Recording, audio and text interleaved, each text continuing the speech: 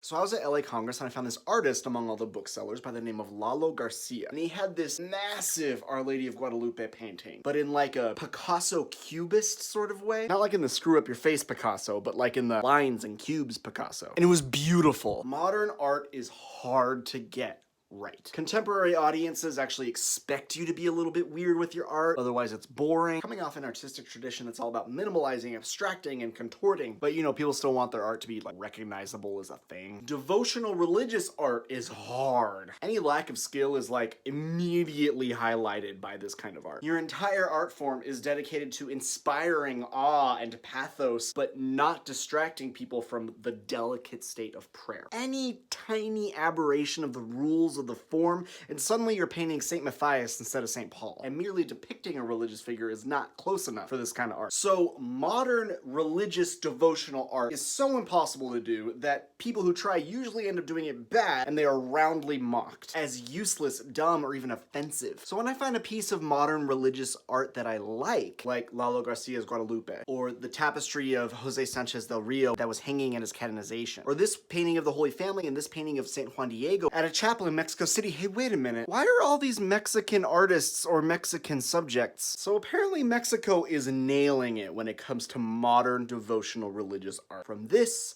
to this to this. Even Diego Rivera and Frida Kahlo put religious imagery in their stuff. They just couldn't escape the influence. And of course, Our Lady Guadalupe has been used as inspiration for a lot of modern art. Like a lot.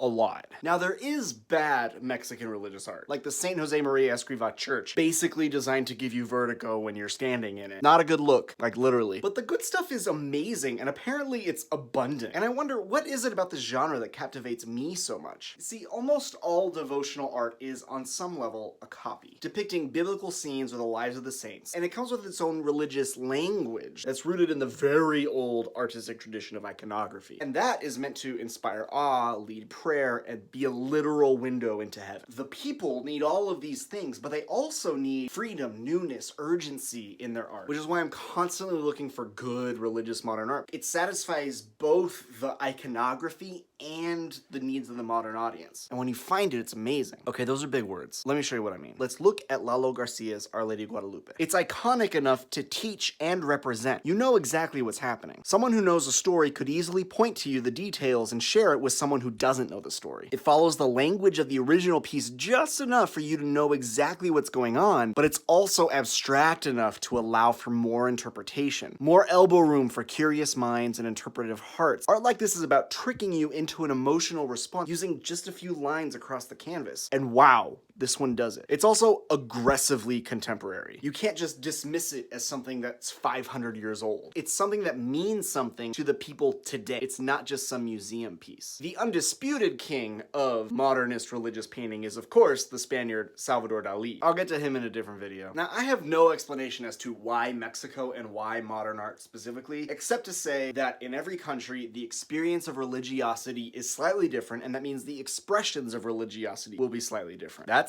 all I got. For some reason, Mexico has it. Modern church art is all about hitting that sweet spot between revealing something new and presenting something old. But when you hit it, yes. Thank you. Thank you. Thank you for letting me continue to do these videos. And an especially big thank you to my awesome producers. Become a producer at patreon.com/SteveTM.